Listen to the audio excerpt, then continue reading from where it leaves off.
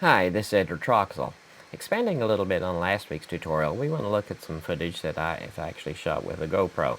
So here's the GoPro, and when I started the GoPro up, I had it rotated this way, and when I started filming, it actually thought I was still filming this way, even though I had rotated the camera to this way while actually filming, and therefore all the footage on the timeline appears like it's vertical instead of horizontal. So let's see how we can fix that issue with all clips that were recorded with a GoPro in the wrong orientation.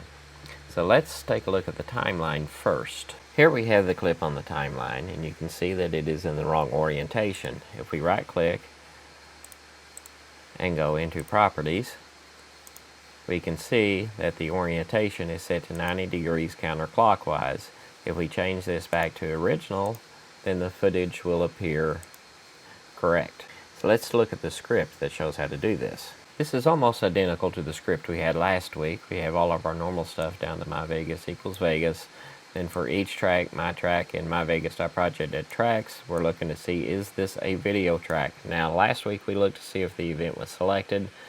I just want to do all events on this one, so I'm not going to look for selected. So for each track event in my track.events, first thing we need to do is get the video stream, which I called VS, and to do that we convert to a video stream from event.activetake.mediastream.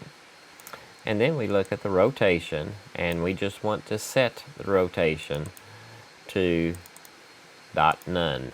Our options were inverted, none, quarter turn clockwise, and quarter turn counterclockwise, so we just want none. And now when we go to Vegas and run this script, it will make sure every video event on the timeline is set to none. So if we look at our properties again, we'll see this is now set to 0 degrees, which is our none. And it will do that for every video event on the timeline. So as you can see, changing the rotation is really very easy. And in these last two tutorials, we've shown how to do it for both events that were accidentally flagged wrong and for events that we just wanted to rotate. And so for the first one, we looked at selected events. For this one, we just did all events and just assumed that everything should be none. Of course, this can be modified however you need it. If you need either the second one to work on only selected events, that's possible too. So I hope you find this tutorial useful. Like, subscribe, and let me know what you'd like to see in the future. Leave me any comments, and we'll see you in the next tutorial.